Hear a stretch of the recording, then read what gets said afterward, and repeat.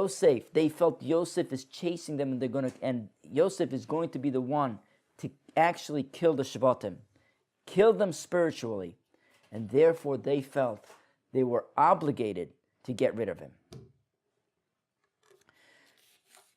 However, we have to think this through, because many years later, when they come down to Mitzrayim, they are punished, and they realize that they're punished, and they say, Aval Hashemim anachnu.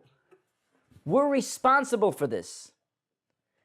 It's not out of nowhere that we're faced with these terrible troubles right now. We're responsible. We did something wrong. And Yosef is in full mode giving them the punishment, and Yosef had good intentions in giving them the punishment. He wanted them to get punished down here, so up there it would be a much stricter judgment. And he didn't want them to get punished over there. So he feels, let me get rid of their punishment now. But what are they being punished about? They did the right thing. They were supposed to sell him. What are they being punished about? The Pasuk in Amos tells us what they're being punished about. The Pasuk says, Koyomar Hashem al shloishe pisei Yisroel val arba lo yashivenu al mechorom bekesef tzadik. Because when they sold Yosef for money. Ve'evyon ba'avur na'alayim. And Yosef was an Evyon. Evyon is an impoverished person. And they sold him for a pair of shoes. In other words, the Shvatim, yes, you came to a conclusion that he has to be sold. No problem. But why did you gain from it? Meaning to say that all of a sudden the judgment is not 100% pure. You gained from this. And therefore, HaKadosh Baruch Hu says, I'll not forgive you. There's a story. It's a humorous story. With animals in the jungle that all of a sudden they realize, hey, it hasn't been raining for the longest time. And they form a parliament to find out, obviously, one of the animals did something wrong. So they come to the line and they said, tell us what you have done in the past 6 months. And the line says, I have to tell you that lately, unfortunately, I was very, very hungry. And I saw a mother with 3 children. And I couldn't help myself. So I pounced on her, I killed her, and I killed her 3 children, and I ate them up. But I just couldn't help myself. I had such stomach pains. I was so hungry. So the parliament is thinking over there, and they say, you know what, he's right. He was very hungry. He couldn't help himself. It makes sense. It made sense. Okay, so he killed the mother and the 3 children. Okay. Next, they turn to the fox. What did you do? We want to know why we don't have rain. The lion had a good excuse. He was hungry. He couldn't help himself. So the fox says, 3 weeks ago, I couldn't find food for a number of days. And I saw a goat with its 3 little kids. And I was debating back and forth, and finally I pounced on the goat, and I killed it, and I killed the children, and I ate them all up. But I was hungry. I had no choice. And the parliament is sitting there, and they come to a conclusion. Okay, it makes sense what he's saying. And then they turn to this young little sheep who was born a little while ago. 3 months old. And they say, what did you do? And the sheep says, I have to tell you, I feel bad. But there's this house in the forest, and it has a straw roof, and I got very, very hungry. And I took one of the straws, and I ate it. And all the animals say, that's what you did? You're a thief. How could you do such a thing? We're going to now judge you on this. And they sit together and they form a judgment. They say, this sheep is guilty. And obviously, if the sheep is guilty, there's got to be a punishment now. Now they got to punish it. So the lion says, no problem. I'm going to punish this sheep. I'm going to kill the sheep. And he goes and he tears him apart. Then he says, listen, once it's already there and it's lying dead, it's what a waste. I might as well eat it. Right? Something like this shouldn't go to waste. So he eats up the sheep. And the truth is, we see this happening all the time. You see this happening all the time. You see this happening with Eretz Yisrael, with Israel, right? You see countries around Eretz Yisrael killing each other, killing its own people. And the jungle, the animals in the jungle, get up there and, yeah, we understand why this happened, no resolutions.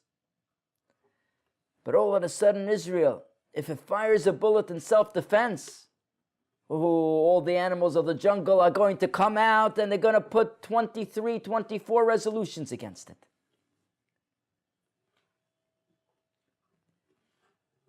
But here, the idea is that you gained from this. You benefited. The lion benefited from it. And therefore, the Shvatim, when you sold him, yes, you did the right thing. You came to the right conclusion, absolutely. But why did you benefit from it? The moment you benefited from it, then there's something wrong. Then it's not any more pure.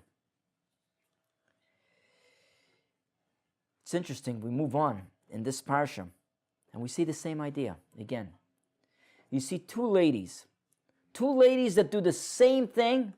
One is revered and considered great, and one we look down at. You have Eshes Potiphar, the wife of Potiphar, who tries to seduce Yosef. And she's trying in every which way. And the truth is, she has good intentions. She has good intentions because she sees through the stars. The astrologers tell her that this person, this Yosef, is for you. You're destined to bring great people out of this man. And she's trying and trying.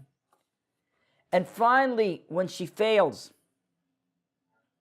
she causes Yosef to sit in jail for 10 years. Ultimately 12. And she goes down in history as not doing such a good thing. But you have the same action with Tamar. Tamar, who knows prophetically that she's going to bring Mashiach from her. She's going to be together with Yehuda, and she tries and she devises all kinds of plans. First she marries the children, and then now when the children die, she marries Yehuda. And Yehuda doesn't know about it. She's revered. She's looked upon as the mother of Mashiach. And the other one is looked down at. Why? What's the difference? They both saw greatness coming out of an individual, and they said, I want to be the one. I want to cast in. I want to be married to this person so I could bring greatness to this world. And one is looked down upon, and the other one is looked upon with greatness. What's the difference? The difference is, you see with the outcome. When Eshes Potiphar cannot marry Yosef, what happens? What does she do? She grabs him and she tries to do all kinds of things to seduce him. And then, when she finally can't do it, she embarrasses him and throws him in jail for years. Tamar, on the other hand, when Yehuda doesn't know that she's pregnant from him, and he's ready to cast her into the fire, and she says, wait a minute, I have Mashiach inside of me. Meaning to say, if they cast me in, that's it. The face of the Jewish nation is completely different. Mashiach doesn't come. There's so much on the balance. But yet,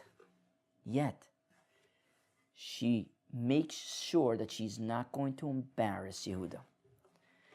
It says, Vihi mutzeh, she's taken out. The fire is already there. And all she does, she says, Hakarna, recognize, who does this belong to? Who does this stick belong to? Who does this coat belong to? Who does this belong to? So she's not embarrassing Yehuda. Yehuda, if you want, announce it. If you don't want, I'm ready to jump in. Meaning to say, I'm doing it totally l'shem shamayim. I have no benefit. I'm ready to give up my life. You have no benefit from it. You're ready to jump into the fire. And you're not going to embarrass Yehuda.